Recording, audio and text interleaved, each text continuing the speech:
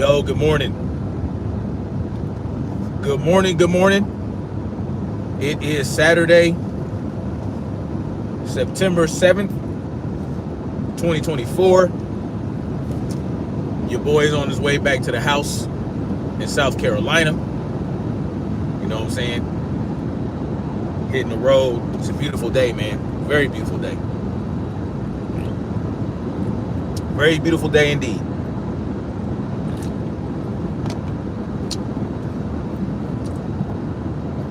Very beautiful day. Yeah, so as you guys can see, those of you who are in my live stream last night, I survived. I survived downtown Atlanta, even though they were shooting their ass off up there.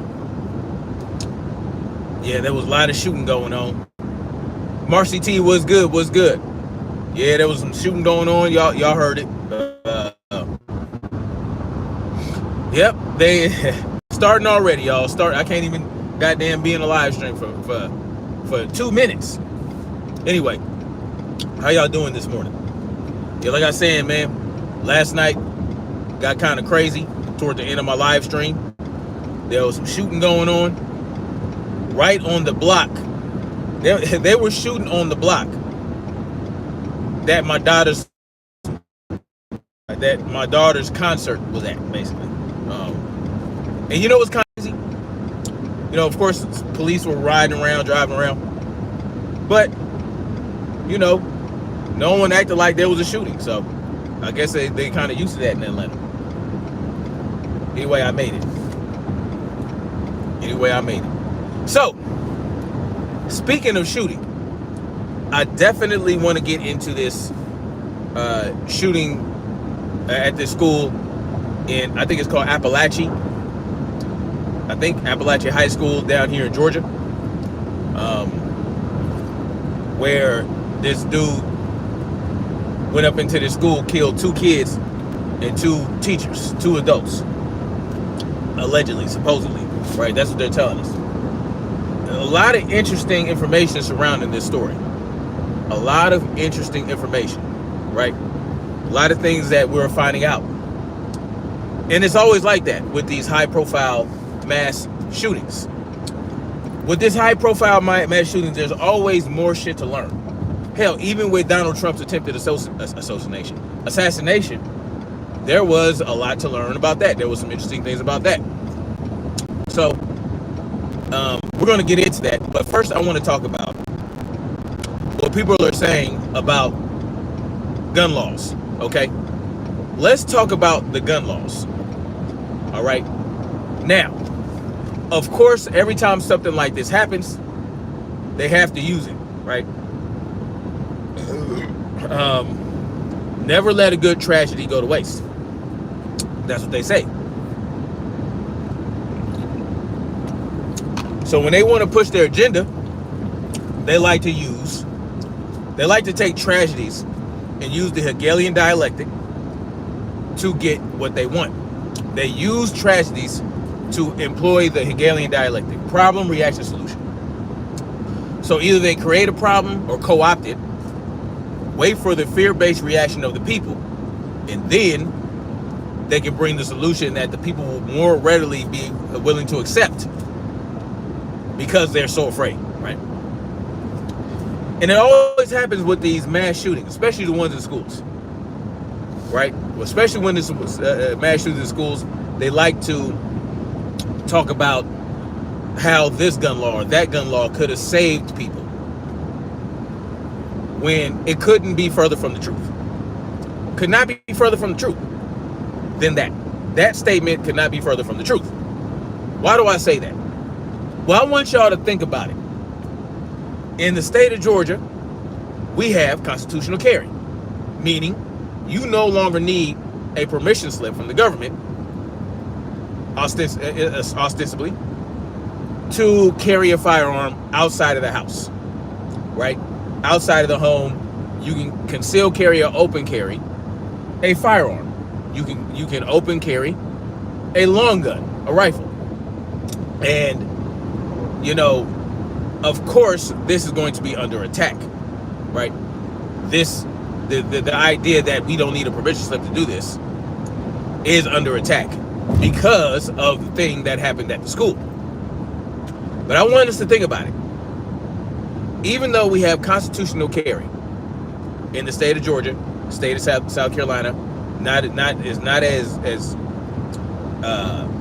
not as good as Georgia's, but it's pretty close. But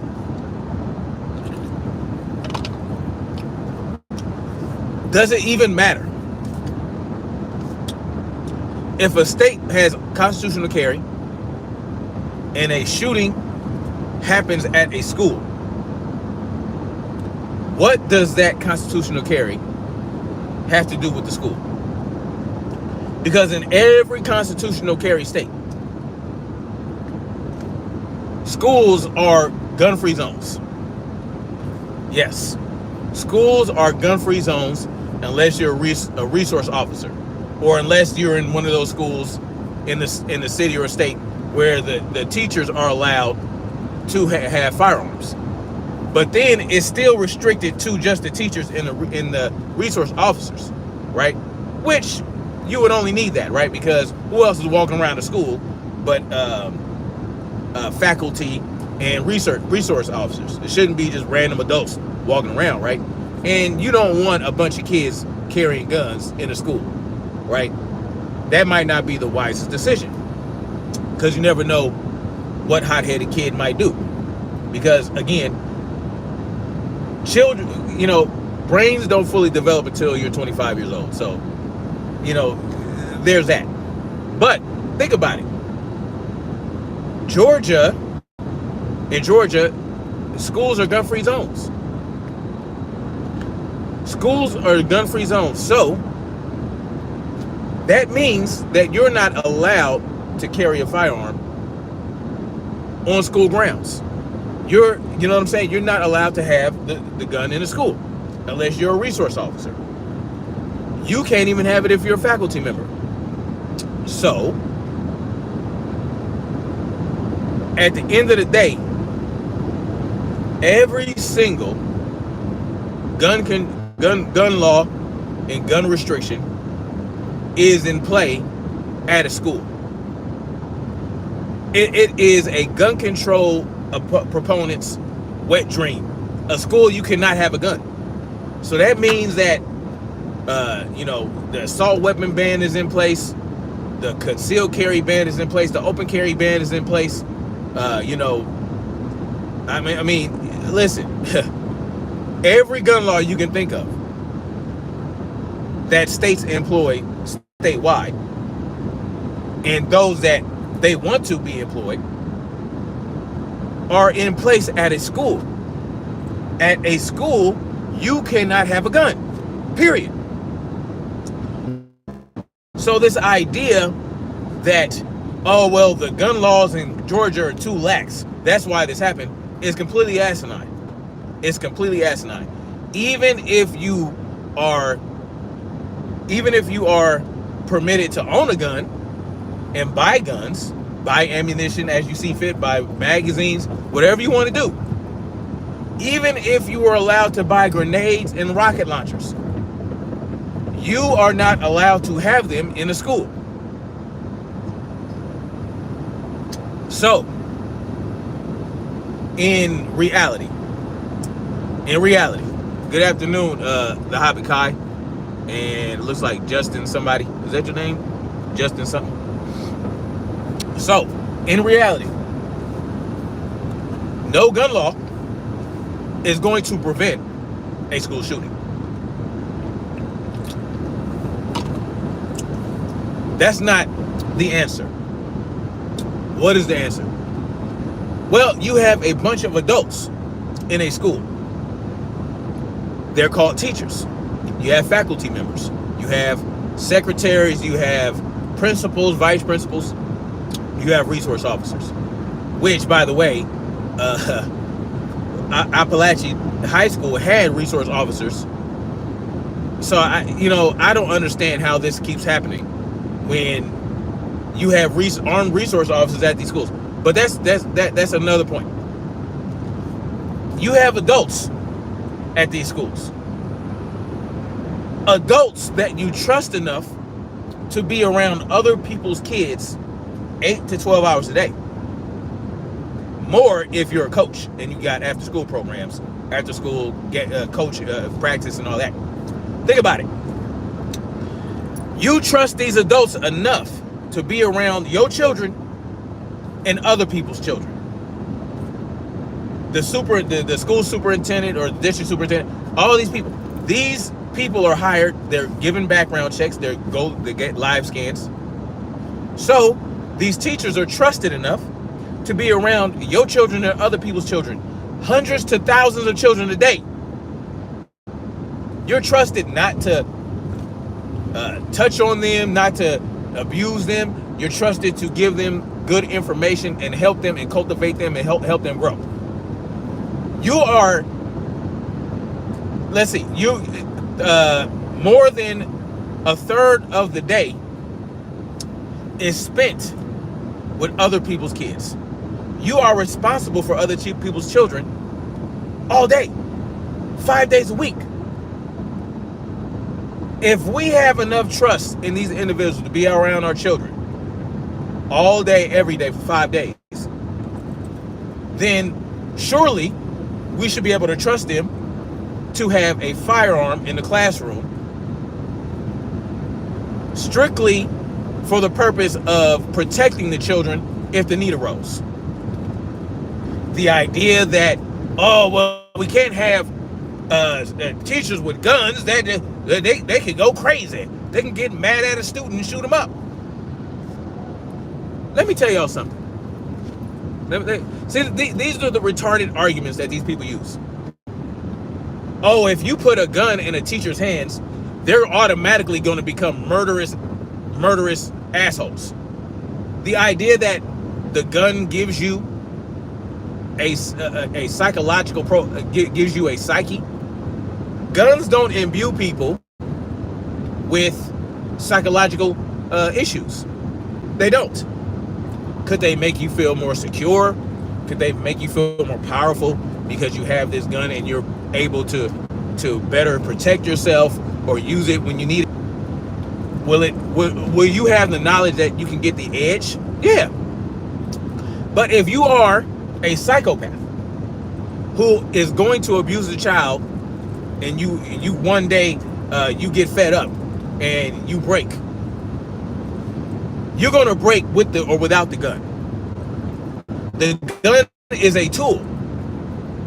The gun is a tool. It can be used for good things. It can be used for bad things.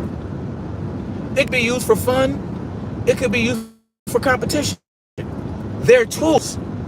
So if a teacher is going to wild out on some students, they're going to wild out with or without the gun.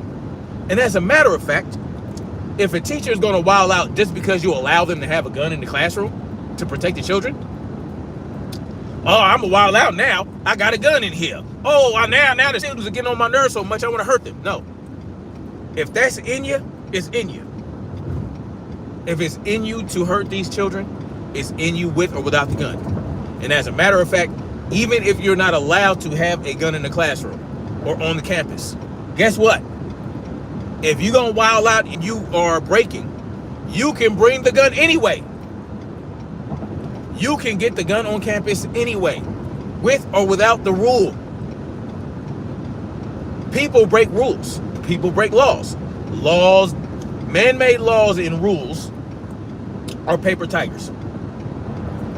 Understand what a law is. A law is not in place to prevent anything, right? It could, because the person that might consider breaking that law might be like, man, if I break this law, I can get in trouble. But for someone who doesn't really give a fuck and really wants to break that law, they're going to do it whether the law's in place or not, whether the rule's in place or not. So guess what? This teacher is going to, if the teacher is crazy and wild and get ready to wild out, they're going to use a gun, they're going to use a knife, they're going to use a bat, they're going to use the leg of a chair, they're going to use their hands to strangle a child, body slam. Like, listen, y'all want to put y'all children in school. I don't put my children in school. my children are homeschooled. So I ain't got to worry about it. My children are homeschooled. They are under the protection of myself and my wife. Right? We are responsible for their upbringing. We were responsible to socialize them. So guess what? My children are okay from that. But if you insist on putting your children in school, understand what you're doing. You are putting your children in an institution where a bunch of adults you don't know are going to be around your children.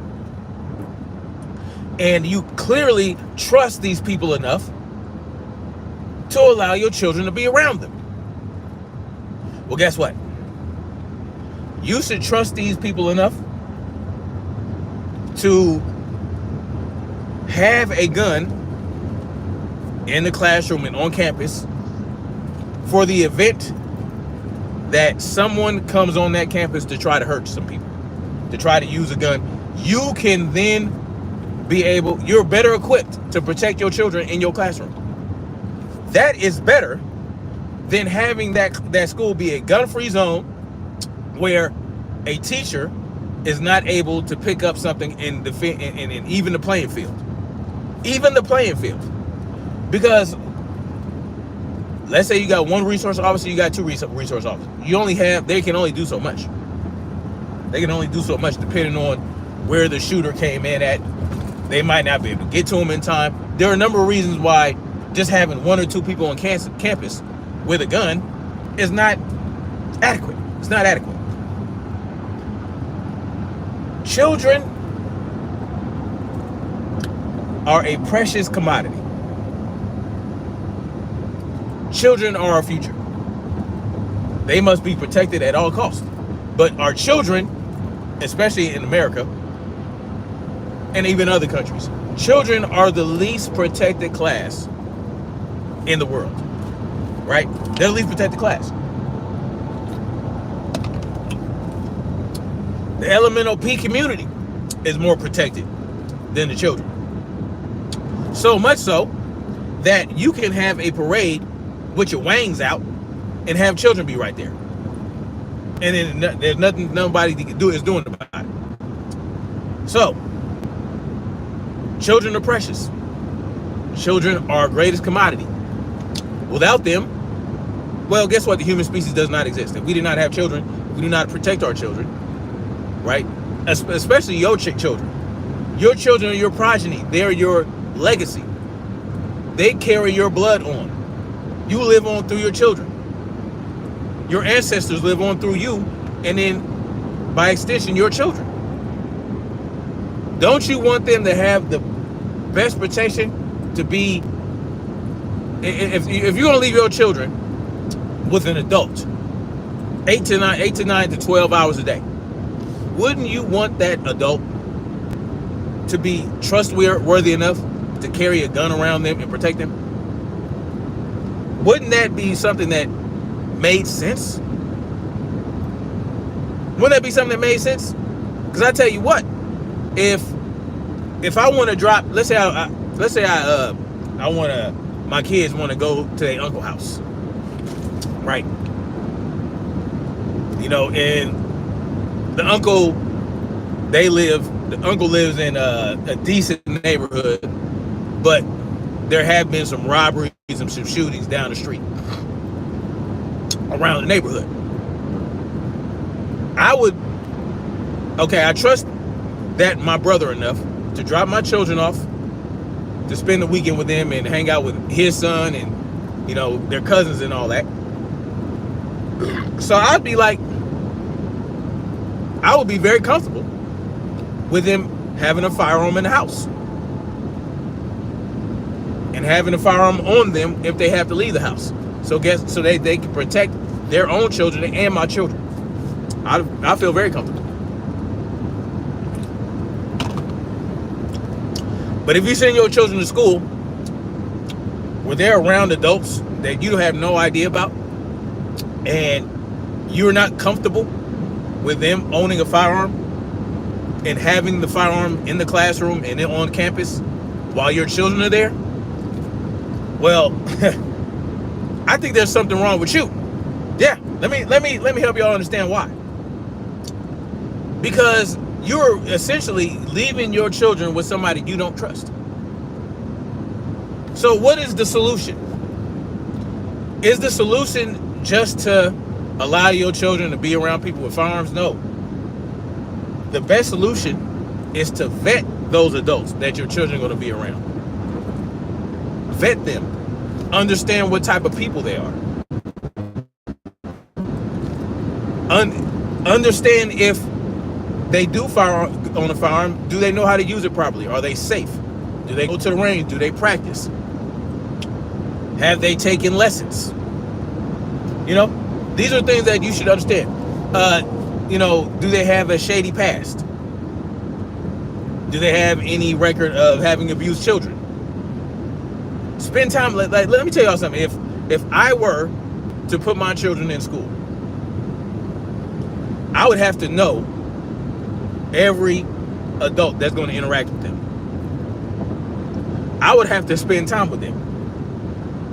I would have to understand, okay, so what happens if somebody breaks up in the class, comes into school, and they start shooting up the place? What you going? And you're in the classroom. The shooter hasn't gotten in your classroom yet, but they're down the hallway. What you gonna do? What you gonna do? These are the questions I would ask. I would have to get to know them. We gonna get to know each other.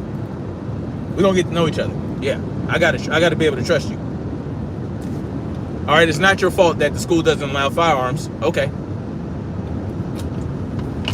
But there are other things you can do to mitigate the risk of your child getting shot in the classroom. You can barricade the door. You know, if you know the shooter's in the hallway, can you get the children out through a window? These are, you know, tell me how you would react. Tell me how you would handle the situation. I would have to know all this shit before you fucked with my children. Before I entrust you with my children, the lives of my children, I would have to know who you are, the type of person you are. And guess what? Your children go to school, they don't have just one teacher. They have 4 or 5 teachers for all the different subjects they have. So now you got to get to know 4 or 5 children. This is the responsible way to send your children to an institution that is supposed to give them the skills of life. And understand that these places, these schools are institutions. Did y'all know it's very, like, some of these classrooms, you can't even open the window. You can't open the window. The top.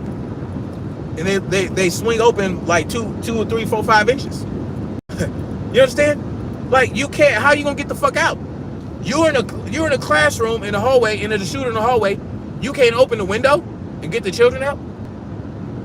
What kind of shit is that? The windows are shaded. You can't see in, which is, I do appreciate you not being able to stand in the window and stare at children. But there has to, like, what I mean, why can't we open these windows? Why are children stuck in these death traps in these schools when the shooter comes through and they're in the hallway? The shooter's in the hallway. Okay, well, get out. Open the window, get out. Run. But a lot of these schools, you can't do that because you can't open the window like that. And this is what we're sending our children to. I just want us to understand. We are putting our children in a position that they're going to be completely vulnerable, and you do not know what that adult is going to do in the event something happens at that school. And it doesn't have to be a shooting. It could be a fire, it could be an earthquake, it could be a tornado. Like, you are entrusting your children to these strangers. Unless you're putting your children in a school, in like a private school, where you have to volunteer and you do service, community service with the school, and you know you are able to interact with the teachers, and there are very limited amount of teachers, and there's small class sizes and all that, and they have great security. You know, there are those schools like that, and you know you can send them to a military academy, you know, where they would be a little bit more secure. There are different things you can do. You don't have to send your children to just any old institution. You can do better. You can homeschool your children, right? I know it's hard. I know it's very difficult to operate on a single parent house, not single parent, but a single earner household. But I've been doing it I've been doing it for 15 years. 14 years, actually. Been doing it for 14 years. And my wife is now in school. She's right now in the school to get her sonography degree. So that she can work sonographer. And that's going to be helpful, but I'm going to be pulling back from work at that point, even before that, to do other things that I want to do. Because the dream school for me is kind of like a military academy, right?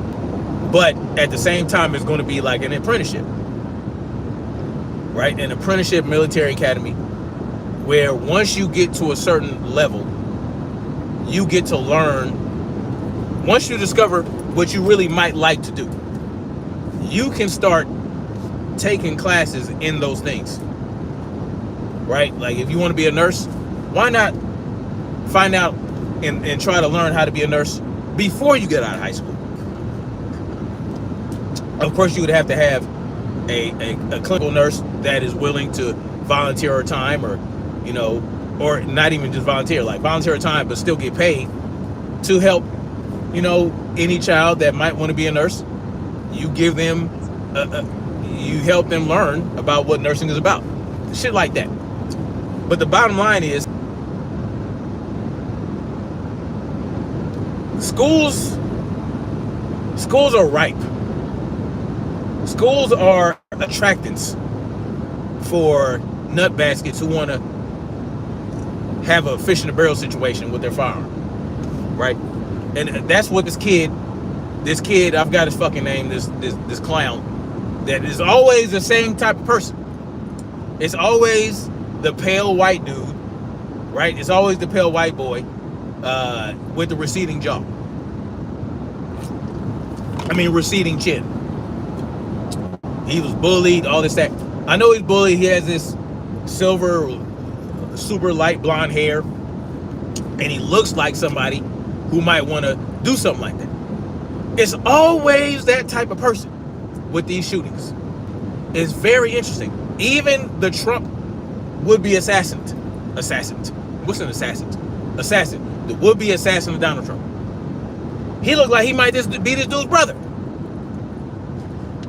And that's what got me to thinking, y'all. Based on the information surrounding this kid before the shooting, apparently, before he got to this school that he shot up, allegedly, he was making threats at another school. He was threatening to do things at another school.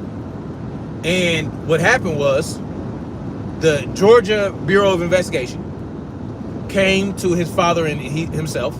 They interviewed. And, based on what the GBI understood, and then the FBI also got involved. And the FBI got involved a little bit. Now, that's a key point. Think about that. Think about the FBI having knowledge of this kid being threatening. Okay, GBI understood. Listen, man. Do you have guns in the house? The father says yes. All right. But my son doesn't have any access to the guns. Okay. All right. GBI left them alone. Told them. Let me. I don't know exactly what the GBI said, but they basically told the father and the son, watch that kid. He might shoot up a school one day. Understand that the Georgia Bureau of Investigation and the FBI told them, yeah, don't let your son have no gun. He might shoot up a school one day. Huh? Huh? What are we talking about? The FBI and the GBI told these two that he might shoot up a school one day. And then what does the father do in December? Right? Okay, so last December, it was Christmas time when the father got the kid a gun. Well, the GBI and FBI came to see this kid, I think in August of last year, to do this interview, to interrogate these two. Now, my question is, why would the FBI and the GBI, mainly the GBI, tell them that you can shoot up a school? Why would they tell them that or give them that impression? Why would they do that? Why not just say, listen, I understand you're being bullied, I understand this, but you got to get a handle on this because we don't want this to escalate. Your son is clearly going through something. He made those threats for a reason, and we can't tolerate that. We can't tolerate that. So you have to do something for your son, and we're going to follow up. We're going to make sure there's some improvement. See what's going on. Maybe take him out of the school, maybe keep him home for a while, maybe homeschool him. Give him options, right? Give them options other than, yeah, don't give your son a gun or he's going to kill somebody. But we understand you have guns in the house. Make that make sense. Yes, everybody wants to get on the father for buying his son a gun on Christmas. A rifle. The rifle he used in the shooting, allegedly.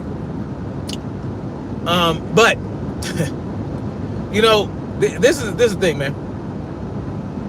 If a father is irresponsible with their children, they do need to suffer the consequences for their children's actions.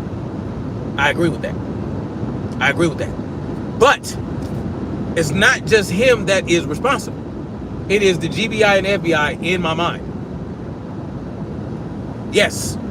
So they should also get charged with murder. 2 counts of second-degree murder and 2 counts of manslaughter. They also need to be charged. Because they planted the seed, right? Let me tell you how they did that. Let me tell you how they did that. They understood that this kid made threats to the school. Now, that is a chargeable offense, is it not? Can you not get charged for making terroristic threats? You say you're going to shoot up a school. That would be considered a terroristic threat. But what did you do? You went to the kid's house and you asked him questions. You understood the kid's father had guns in the house. And you asked him questions and you got a bearing on him. And what you do is tell them, don't allow your son to have any guns or he's going to shoot up a school one day. And you leave. Well, why didn't you just arrest the kid for making these threats? Why not?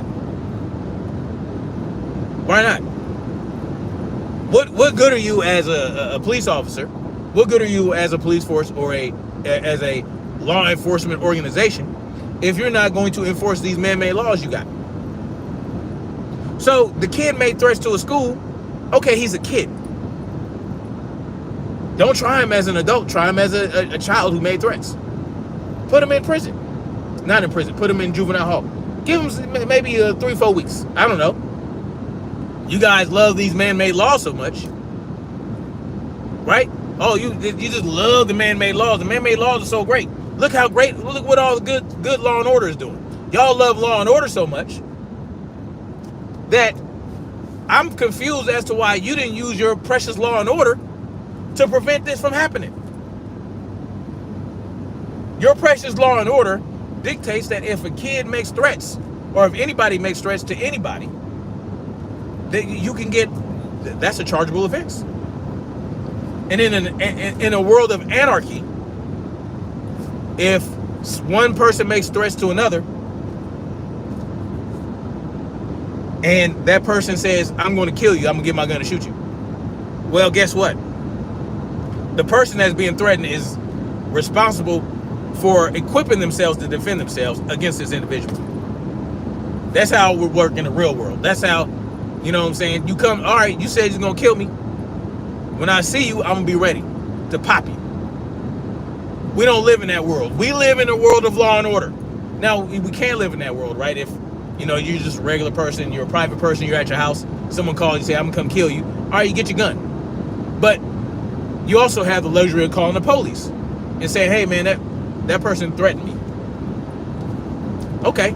But we living in a world where it's about law and order, and it's a school being threatened. You threaten to shoot up a school, the GBI comes to your house. They don't arrest you for making terroristic threats to a school. No, they tell you, yeah, don't ever pick up a gun. You're gonna go shoot up a school. What? What? No one is talking about the GBI being responsible for this happening. No, where are the law and order people calling out the GBI for failing, for being complete and utter fucking failures? Where are those people at? Where's the Brandon Tatums calling that out? Where are these law and order people? Where are the Hot Twins? Where is Ben Affleck, or not Ben Affleck, Ben Shapiro? Where they at? Hey, law and order people, your precious enforcement arm failed. Yeah, you had the avenue. You had everything you needed to prevent this kid from doing what you said he was going to do. You essentially profiled him. That's what they do, right? It's the Bureau. You essentially were profiling people to try to. Now, this is not about pre-crime. It's not about pre-crime enforcement.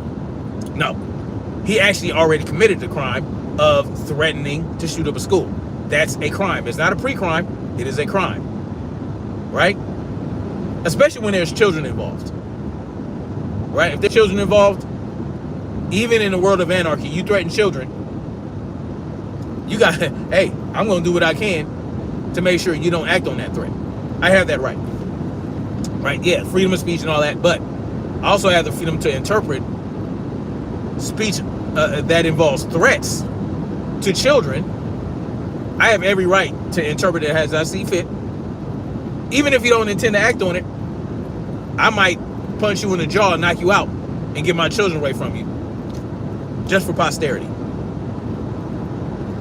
I'm not going to arrest you. I'm just going to, hey, that's a whole nother story. But the point is, in the world of law and order, the Georgia Bureau of Investigation failed. The FBI failed. They could have prevented this. Even if they didn't arrest that kid, they could have surveilled him. They could have tailed him. They could have followed up. Once he left that school and got to the other school, they could have, gave the alert to the school that he went to. Like, look, keep an eye out on this kid. They could have told the resource officer, hey, man, y'all might want to beef up. Beef up a little bit at this school.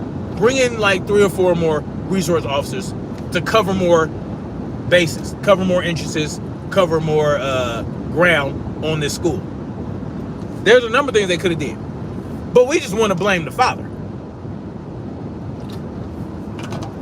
We just want to arrest the father for buying his son a gun. Which, in reality, think about this, y'all.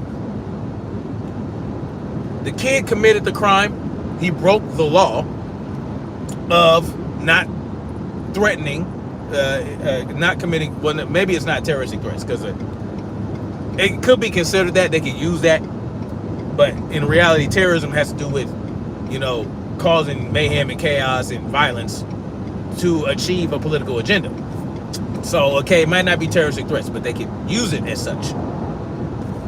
Either way, those are semantics. Basically what I'm saying is he committed the crime of threatening the school. You decided not to charge him for it. You decided not to book him for it. So guess what? By right, that father had every right to buy his son that gun. I know that's not what y'all want to hear. A lot of people don't want to hear that. But that's a reality. He had every right to buy his son that firearm.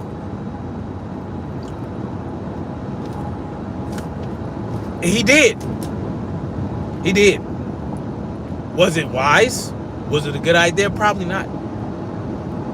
If you know your son and you know that he has a history of threatening kids in school, threatening to shoot up schools, I don't understand why you would do that. I would be like, okay, listen, son, we gotta go over this. We gotta talk about why you felt the need to threaten this school. Maybe have him see a psychiatrist or whatever.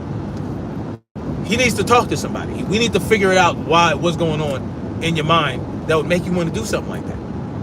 I'm not gonna buy him a gun, even if I had the right to. I'm like, look, man, you are not going to touch a firearm until we figure out what the fuck is going on in your head right now. Okay, that's cool. But he had every right to buy his son that gun. He did. He didn't break a law. He didn't commit a crime. He bought his son that firearm, and his son went on to commit the crime. Now everybody's applauding the father being arrested. I'm on the fence with that one. I'm on the fence because he should have been more responsible. The father should have known that it was not a good idea to give his son that firearm. But do I believe everything mainstream media tells me? Do I necessarily believe that this actually happened the way they say it happened? No. Y'all know I don't.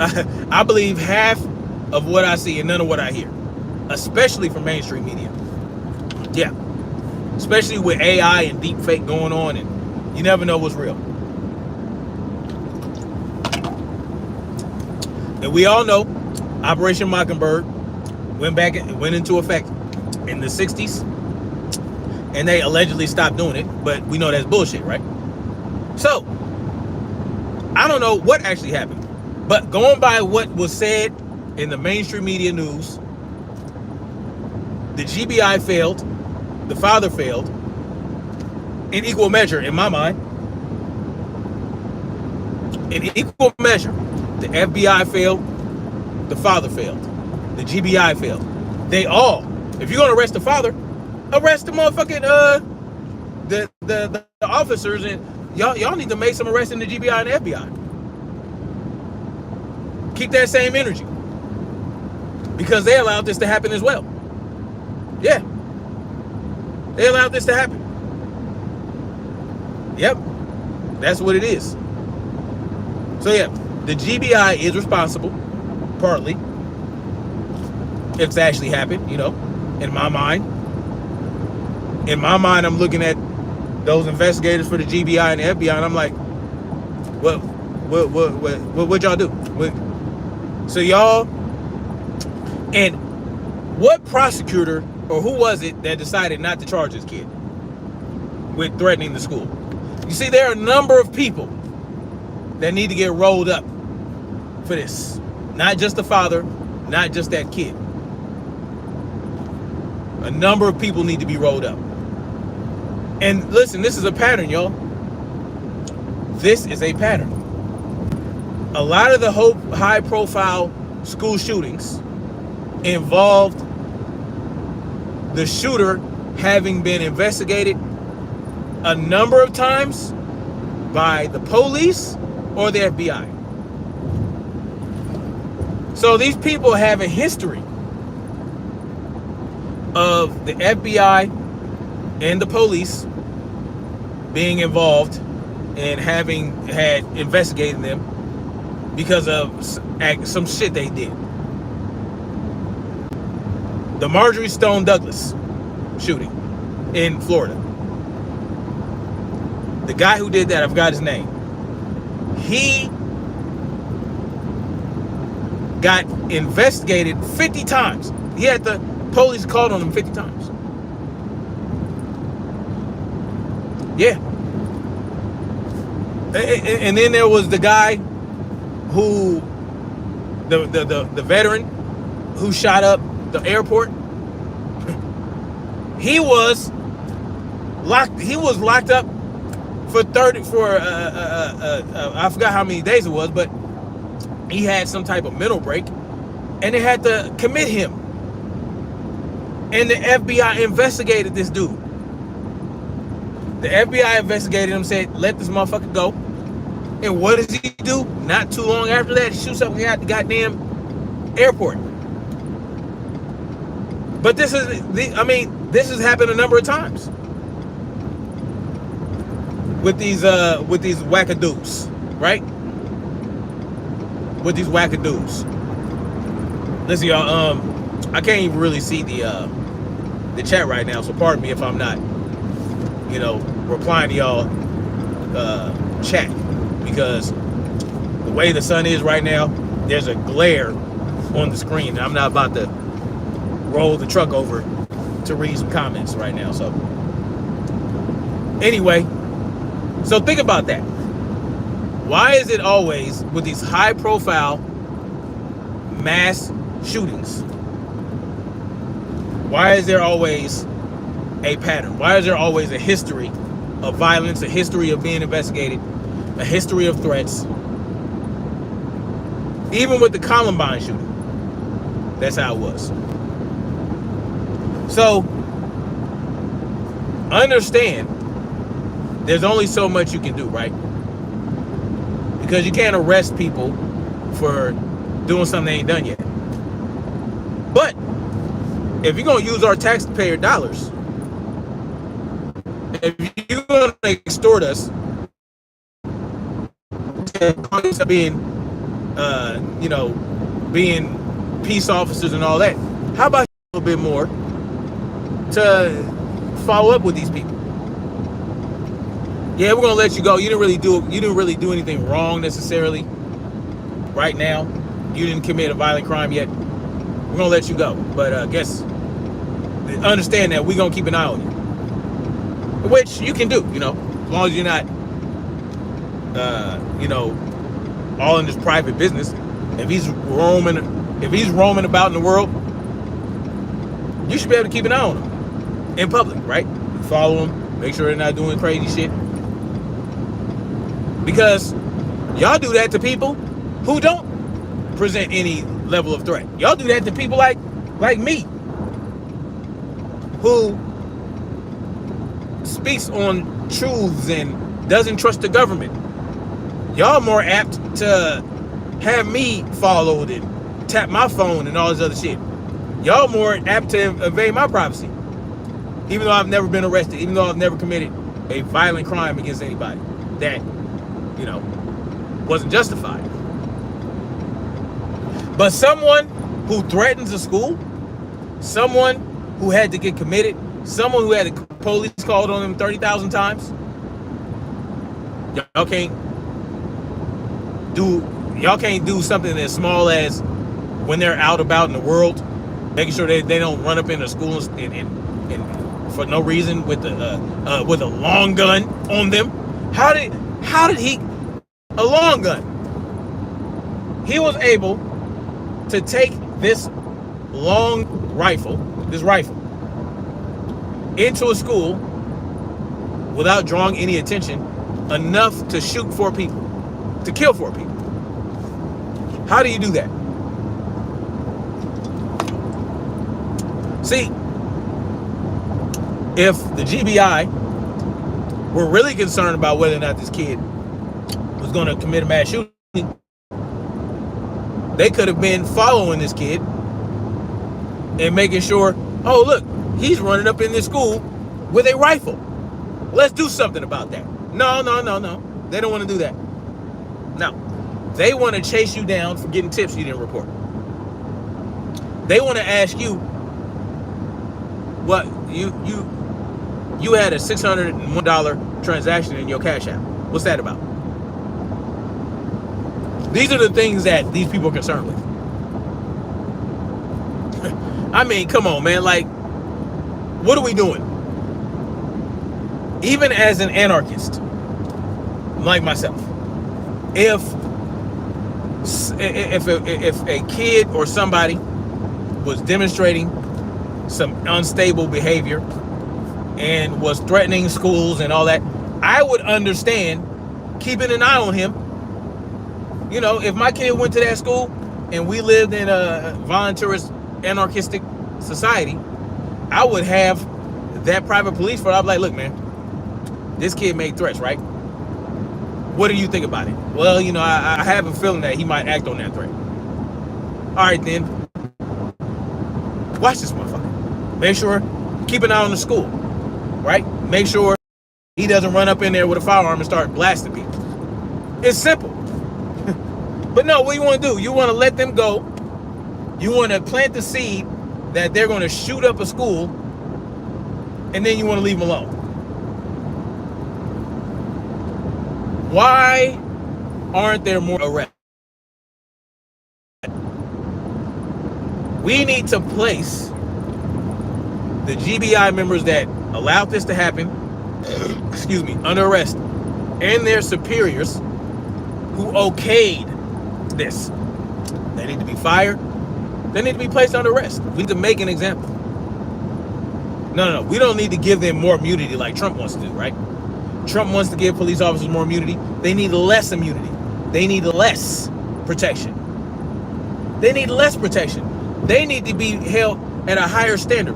Let me tell you, law enforcement should be held at a higher standard than the people they so-called themselves enforcing the law against. Police officers, military members, they should be held at a higher standard if they are supposed to be enforcing laws and protecting the country. They need to be held at a higher standard. So if a police officer speeds for no reason, you know what I'm saying, and he abuses his power, it speeds twice or three times the fine a regular motherfucker will pay. Bottom line, police officers need less protection. They need less immunity. They need zero immunity. It needs to be so clear and understood that if you become a police officer, you will be a great police officer. You'll be a good person. You'll be a sound moral mind and consciousness. That if you do anything wrong, we will come down on you hard as fuck. That's how you weed out the bad officers. That's how you weed them out. You make it more difficult for a police officer to get out of their fucking mind and do some crazy shit. That's what you do. You don't give them more fucking leash. You don't give them more leeway to do what the fuck they want to do and get away with it. No, you do away with qualified immunity. Which, if y'all don't know, qualified immunity just protects them from civil lawsuit. It's not just a blanket immunity. So when Trump says more immunity, he's talking about criminal immunity. Think about that. Think about that. Think about that. A police officer, you give them immunity from criminal prosecution. You know what that does? That gives their tiny balls a little bit more elevation, right? Because you understand, you have to be some type of weak motherfucker to be a police officer and think that you deserve all the protection in the world. For me, it would be understood that if once you become a police officer, you have a responsibility, and there is no room for you to fuck up. Point blank and period. You have less room to fuck up, especially if you do it on purpose. Everybody makes mistakes. All right, so then once we understand that it's a mistake, once we can't prove it was malicious, all right, cool. But until then, guess what? The hammer of the law is going to come down you hard as fuck. And that's what I don't understand about law and order motherfuckers. You law and order people, y'all are backwards. If you believe so much in law and order, then you would not want the police to have any level of immunity or protection outside of what their duties provide. When you're on duty, the only protection you need is your firearm and your vest. And guess what? You also need your ethics and your morals. If you violate, you should be punished worse than a cat that isn't a police officer. Period. Period. I don't care what nobody say. That's how it should be. And, you know, and it's funny because military members don't get that immunity. They don't get that level of protection. The only protection they'll get is, like, say, for instance, one of the soldiers commits sexual assault against a woman. Well, you might be protected, right? You might not be fully prosecuted. You know, if you're guilty, they might not have any enthusiasm to actually prove you're guilty because they don't want to give the military a bad rep, right? They want people to look at the military as this thing of honor. So yeah, they might, and they will, and they have, protect a sexual assaulter from the full arm of the prosecution because they don't want to embarrass the military. And that's wrong. And it should not be like that. Right? But outside of that, if there's not going to be any embarrassment coming down on the military, then your ass is in trouble. Right? There are things that in a uniform code of military justice, if you do not lace your boots up correctly, you can go to jail. If you commit sodomy, you can, against your own wife, with your own wife, you can go to jail. And sodomy is considered anything that's not sexual, that's not missionary. Yeah, missionary. Not, y'all think sodomy as in the booty hole action. No. That's not sodomy. Sodomy is considered oral sex, doggy style, in the vagina, right? You're still going in the vagina, but you're doing it doggy style. She's doing cowgirl or reverse cow. She riding you, 69. All that shit is considered sodomy. And if they find out, they can prosecute you for that with your own wife. You know what I'm saying? So, listen. The bottom line is the GBI is partly responsible for this happening because they allowed this kid to carry out this act, even though in their mind they thought this kid might shoot school one day. And I can't just trust his father to keep guns away from him, because even if the father doesn't just give his son a gun, the kid can still find the key one day, unlock it, unlock the cabinet, unlock the safe, whatever, and carry out his threat anyway. It was completely irresponsible and negligent, criminal negligence on the part of the GBI for this shooting to occur. Yeah. And that's just how I feel about it. And also, again, this is not about gun laws, right? This is not about constitutional carry. Constitutional carry did not allow this to happen. No, because you're not allowed to carry on school grounds. It's a gun-free zone, meaning every single gun law you can think of is in effect on that school property. So that kicks that out of the water. That gets that out of here. The fact that it's a gun-free zone is another problem. The teachers, if you trust the adults in that school to be around your children all day, to have any interaction with your children without you being around, then logically, right, you should be able to trust them to have a gun to protect your children in the event they need to.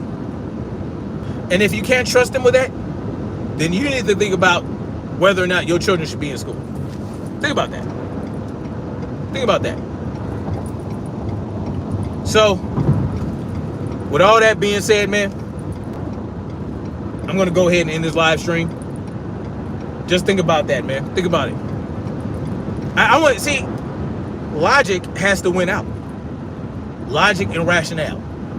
Logic, rationale, and ethics. You see, there are three platforms that people operate from in their daily life.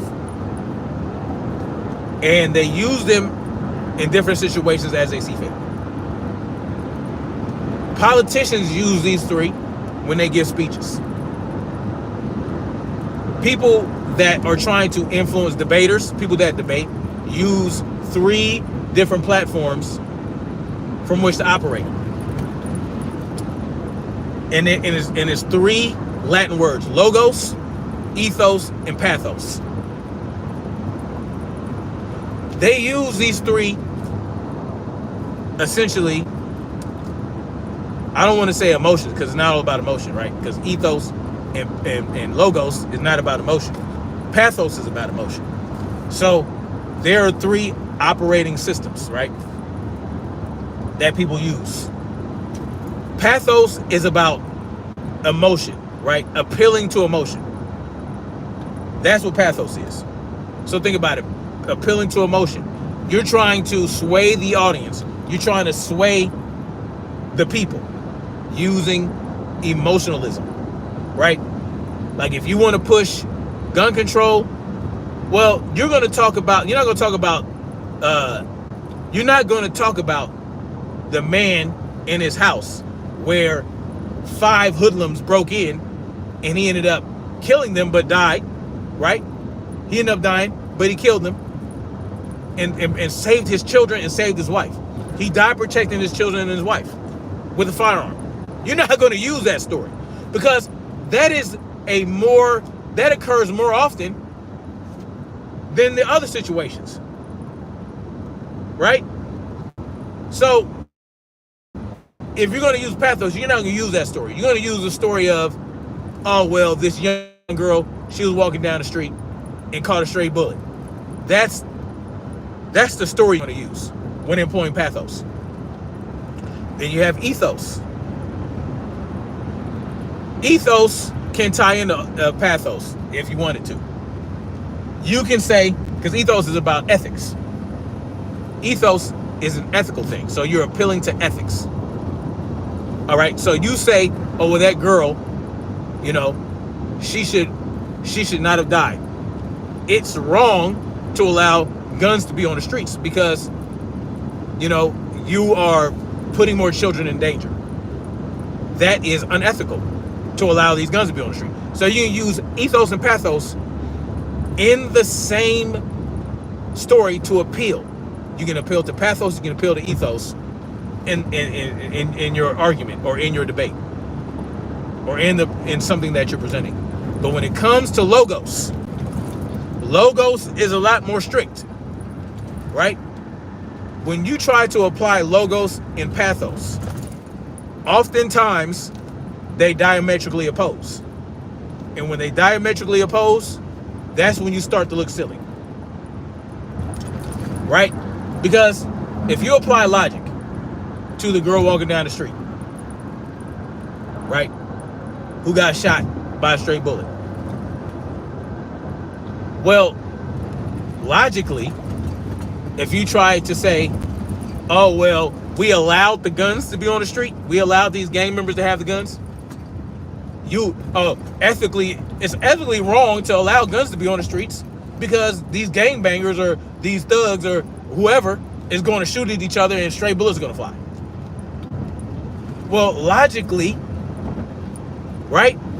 How did these gang members obtain these firearms? They did not do it, right? They stole it, they robbed somebody for it, or they bought it from somewhere. They didn't go through the channels that a regular citizen would go through to get that gun. So you're using the wrong story to justify preventing a normal citizen from owning a firearm. What you're talking about are criminals. Criminals are not allowed to own firearms in the first place. If you're a criminal, you're not supposed to be using a gun in the commission of a crime. So they already violated. Whereas you want to remove the ability for a regular citizen, someone who's good, someone who doesn't intend to harm anyone, you want to prevent them from being able to own a firearm because a criminal used a firearm in the commission of a crime. That's not logical. You understand what I'm saying? Once you start to go down the path, when you start to use the logic trail to make sense of something, you where the person that used the pathos and the ethos. So now you can apply ethos back to your logos.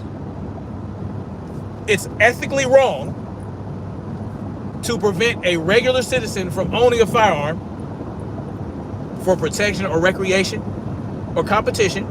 It's wrong to prevent them from being able to have a 30-round magazine, a semi-automatic weapon, a fully automatic weapon, because a criminal used something similar to murder people in cold blood.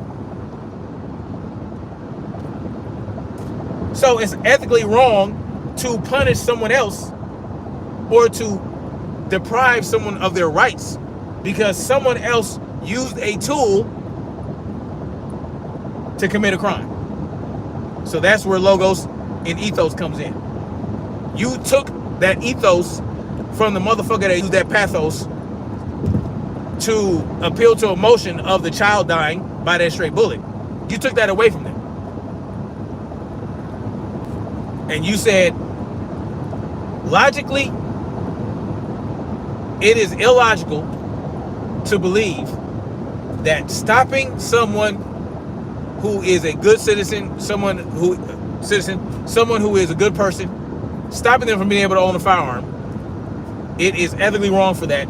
It makes no logical sense because you are punishing someone for something somebody else did.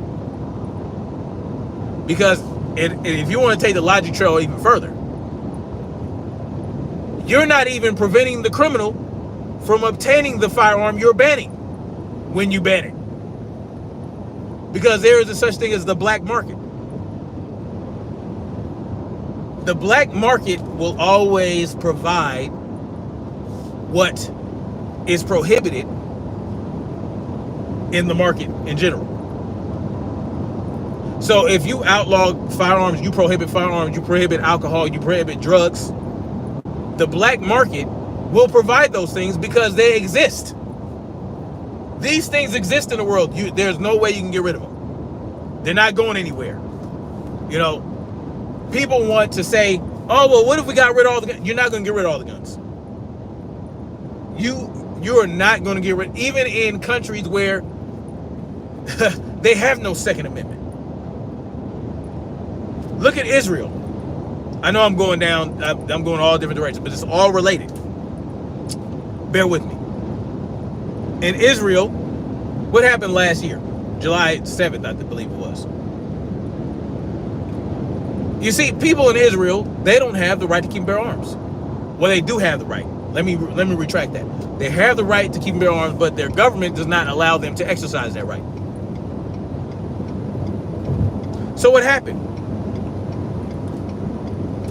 Allegedly, supposedly, Hamas sent a bunch of armed individuals into Israel to kill a bunch of people and to kidnap and hold hostage 250 people.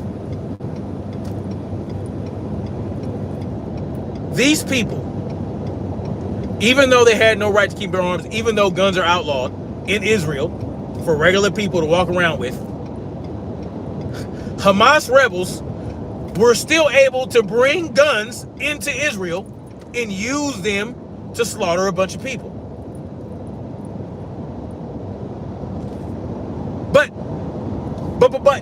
oh, well, there are so many countries where there's no guns and, oh, they live in harmony. No, they don't. Look at Ukraine. Russia invaded Ukraine 2 years ago, over 2 years ago, or 3 years ago. I forgot how many years it was. What was that? 2020? What was that? 2021? When they invaded? But listen, Russia invaded Ukraine, or was getting ready to. They were lining up. They were getting ready to get it cracking. And they just then decided, oh, well, you know what? Maybe we should give our people guns. They trained them for 20 minutes. And y'all know what happened there.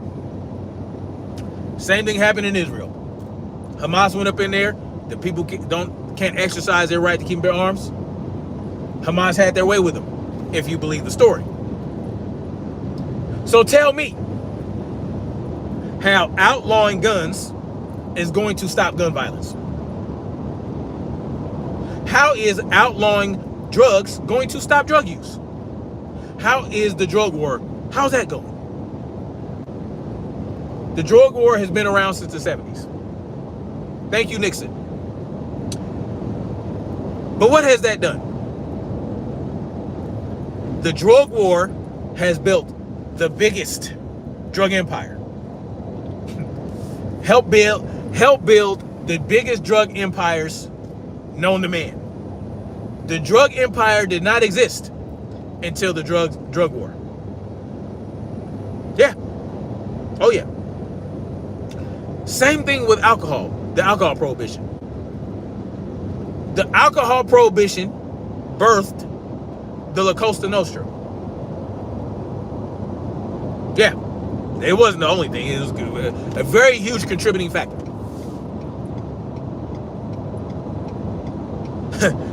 the alcohol prohibition created the mafia in the United States. You see, when you outlaw items, when you outlaw inanimate objects that people like to use, whether it be a gun, whether it be a knife in the UK, whether it be alcohol, whether it be marijuana, whether it be cocaine, whether it be crack. When you prohibit these things, it makes people want it more. Why? Because at the end of the day, people are inherent anarchists.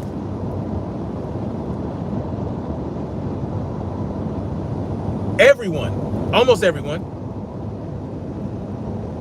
want to be able to do what the fuck they want to do and mind their own goddamn business. Now, do a lot of people want to be ruled? Do a lot of people want to be governed and all this other shit? Sure. That's what they think. But deep down, they want to be able to do what they want to do. They just don't understand how much freedom they should have. They think that the government should control freedom to keep them safe. The government should ration freedom to keep them from getting sick from Mandela 19. These are things that this is why we're in the position we're in right now. Right? We're in the position we're in right now because people don't understand that to the people that decide to use them. Is cocaine a good thing? Is it a good thing to consume? Should you consume cocaine? No, you shouldn't. But guess what? If I tell you, man, you should use cocaine, and you do it anyway, that was your choice. You're harming yourself, but you made that choice for yourself. I mean, what can I do about that? There's nothing I can do about it. Now, if you smoke crack and decide you want to steal my TV to support your habit so you can sell the TV and support your habit, Now you're violating my rights. Now you're violating me. So that cocaine usage, until it becomes a problem for other people, it's your problem. But see, when you try to prohibit someone from doing things that you feel might harm themselves, that's a problem. Just like with guns. If you prohibit 350 million people from owning a certain type of firearm because 30,000 people or 10,000 people might use it to cause harm to somebody, that's a problem.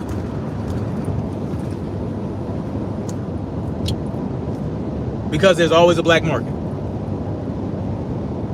And you will never be able to eradicate the black market. Somebody keeps saying vote Trump. Why? What is Trump gonna do? No one's gonna save you but yourself. Stop looking for Trump, Kamala, anybody else to save your ass. And that's the problem, man. You have to be able to rely on yourself. Right? How about, what's your name? Whatever your name is. King Burbiel, whatever your name is. King Bethel. King Bethel. How about King Bethel 2024? How about vote King Bethel? Vote for yourself. Vote for yourself. Right? Do things for yourself to where no matter who becomes president, you are going to have the best chance to live the life you want to lead. That's who you should vote for. Donald Trump is not going to become president. Go to your house and make sure you have everything you need to live your best life. Right? Now, can it affect the economy and all? That shit's already tailored and dictated by the powers that be. Right? How the economy goes. They're just going to present how it got that way in the way they want to present it. They're going to blame it on Trump. They're going to blame it on Kamala. When at the end of the day, it's all orchestrated by them, right? So you're looking at these people as though they're causing these things to happen when they were going to happen anyway. It's understanding that is the best way to go. You understand that no matter who's in office, what's going to happen is going to happen because they want it to happen. When you understand that, you're going to be better off. You're going to have a level of clarity that you've never had before.